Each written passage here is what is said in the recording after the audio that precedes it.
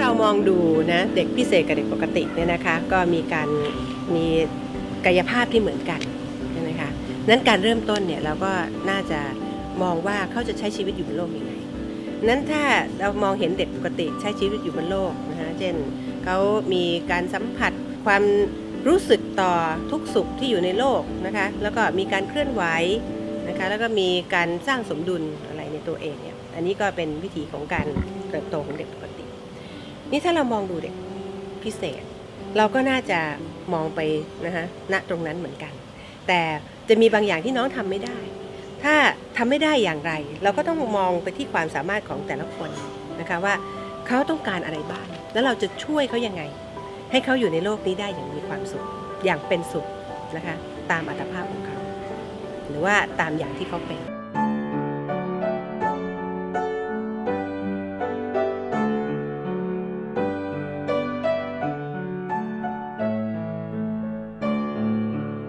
Curative education is an attempt to work holistically with children with special needs, and that can of course mean many different things. One way in which curative education tries to be holistic is by not only looking at what happens with the child in school, in the classroom, as special education does, but also to consider all the different contexts in which the child lives and plays, their social surrounding, their cultural life, their integration into the community. It's a way of supporting child development, not only through teaching, but also through creating communities, through creating a social context in which the child can be integrated and in which the child can develop relationships with adults, with other children, and learn how to be with a group of people. And where there is exposure to nature, where the child also learns how to integrate into the natural environment, interest in plants and animals and the earth. So curative education can never only take place in the classroom, but it involves also all the settings that the child is exposed to outside of the classroom.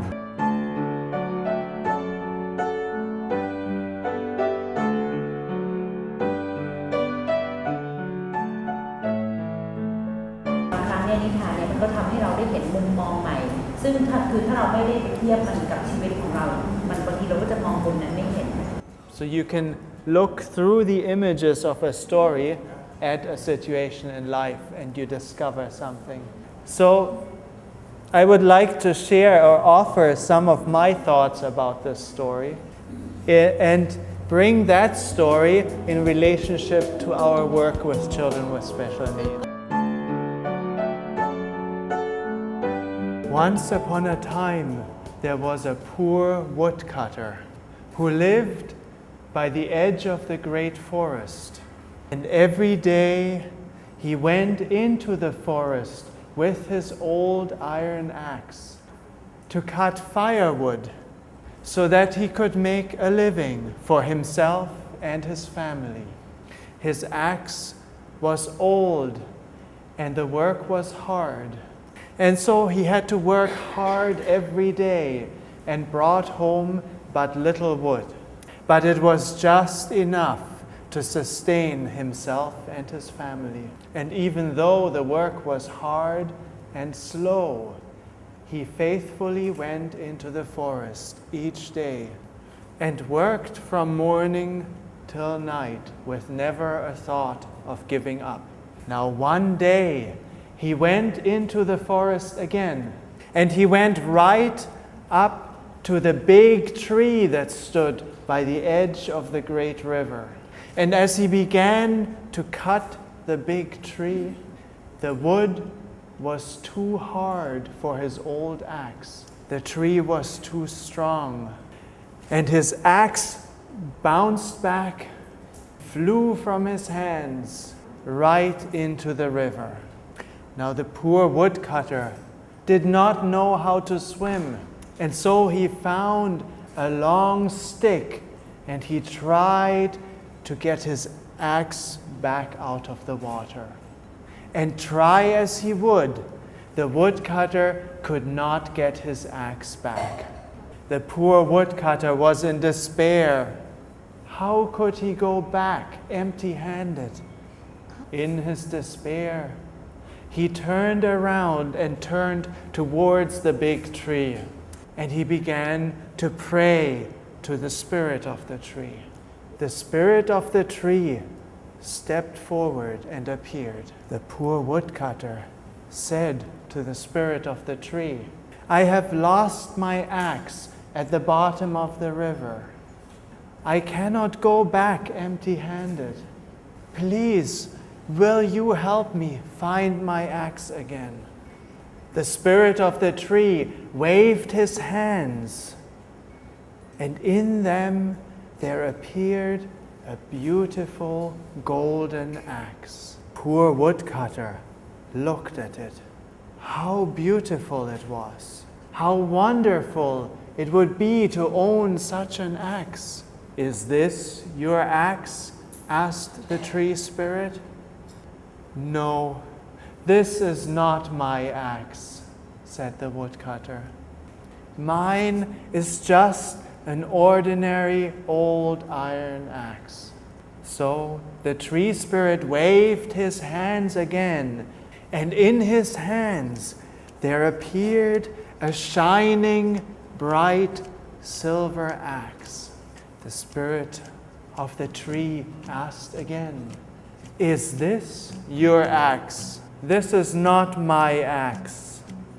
Mine is just an ordinary old iron axe. For a third time, the spirit of the tree waved his hands. The silver axe disappeared, and in his hands there appeared the old iron axe. The poor woodcutter looked at it, and warmth filled his heart as he recognized the tool that had served him for so many years. Is this your axe? Asked the tree spirit a third time. Yes, this is my axe, the tree spirit replied. Because you have been so faithful to your old iron axe, you shall have all 3 axes. And with that, the tree spirit disappeared. The poor woodcutter went back to the village with the 3 axes. And even though he did not speak to anyone about what had happened, people soon found out that something special had happened to the poor woodcutter. And among the people in the village, there was a neighbor.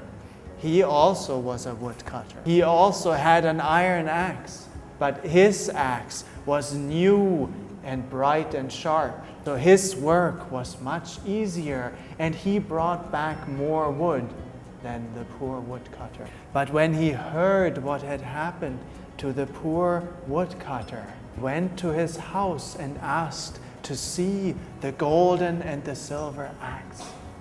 And what could the poor woodcutter do but show it to him? What a beautiful axe it was, thought the neighbor. How wonderful it would be to own such an axe. And so when he left the poor woodcutter's house, he took his axe and went into the forest. He went right to the place where the big tree stood by the side of the great river. And there he took his iron axe and he flung it into the water. Then he turned to the tree and he began to pray to the spirit of the tree. And soon the tree spirit appeared. And the neighbor said, My axe is at the bottom of the river. Will you help me get it back again? Tree spirit said, No. You threw it into the water, even though it was a good axe and it served you well. You must go and find your axe again yourself. With that, the tree spirit disappeared.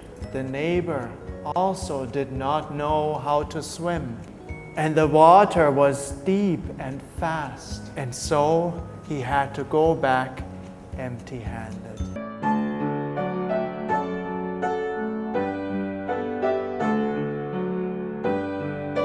There are 3 axes in the story. The iron axe is the only one that you can actually use to cut wood, right? It would not work very well to cut wood with a golden axe or a silver axe. The poor woodcutter has an iron axe that is old and has been used for a long time. It's not the best tool, but he is faithful to it. And when he lost it and he finds it again, he feels warmth in his heart, even though he has to use a lot of effort in order to cut just a little bit of wood. The neighbor is much more successful. He has a good axe and the work is quite easy. He can cut the wood fast and he makes beautiful clear cuts and he brings home a big pile of firewood every day. And so of course everybody thinks that the neighbor is a great woodcutter. He does good work, he produces a lot, he is very successful. The poor woodcutter works much harder, but you don't see it so easily because on the outside his success is very small. But what happens when you have to work very hard? You develop inner qualities, moral qualities. And all the things that you said about the poor woodcutter were moral qualities. Honesty, diligence, perseverance. So if you want to see the accomplishment and the success of the poor woodcutter, you have to look differently. Because if you only look at the success that's on the outside, that is easily visible, you don't see very much. And even the poor woodcutter himself does not really know. He just develops those qualities. He becomes an upright, honest, faithful, good-hearted person through the experiences, the difficult work that he does every day. But he doesn't know it until the tree spirit shows him the golden axe and the silver axe that have been developing for him over all these many years. But there are no shortcuts to developing those. As the neighbor finds out, you cannot just quickly become a moral person. So the tree spirit also knows that the neighbor still needs to go through many difficult experiences before he is ready. So the tree spirit is the teacher for both of them. He always knew what is really being developed, what the poor woodcutter is really developing. So one of the things you can think about with this story is you can think of a child that you're working with, and you can think, how is it with their with their iron axe? What are their capacities for doing work that has outer results? And to ask not only what is their disability and what do they struggle with, but also what does this child want to teach me? What is this child showing me about myself? Because from every child that we work with, we can learn something new about ourselves. Often it's something that we don't want to learn about ourselves. I might think that I'm a very patient person until that new boy comes into my class and I realize I have a lot of work to do on myself still. So I would like to encourage you that for every child in your class, you ask those questions.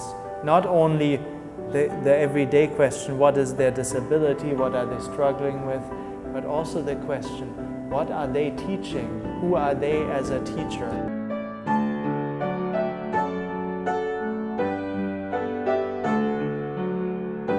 There are many different aspects to the preparation of the teacher. One of the key elements is that the teacher always has to be developing further and to want to be developing further. So there's an understanding that if I want to support somebody else in their development, I have to be also growing, developing, and learning. So being a teacher, being an educator who works in a holistic way means that I have to be committed to developing myself further, to growing and developing new capacities. And part of that is developing new practical skills, but also developing new artistic skills, developing new musical abilities, and developing observation skills. That's also a central part in curative education. So when somebody trains to become a curative educator, one of the things that they learn is how to develop themselves, how to continue to grow, how to engage in lifelong learning.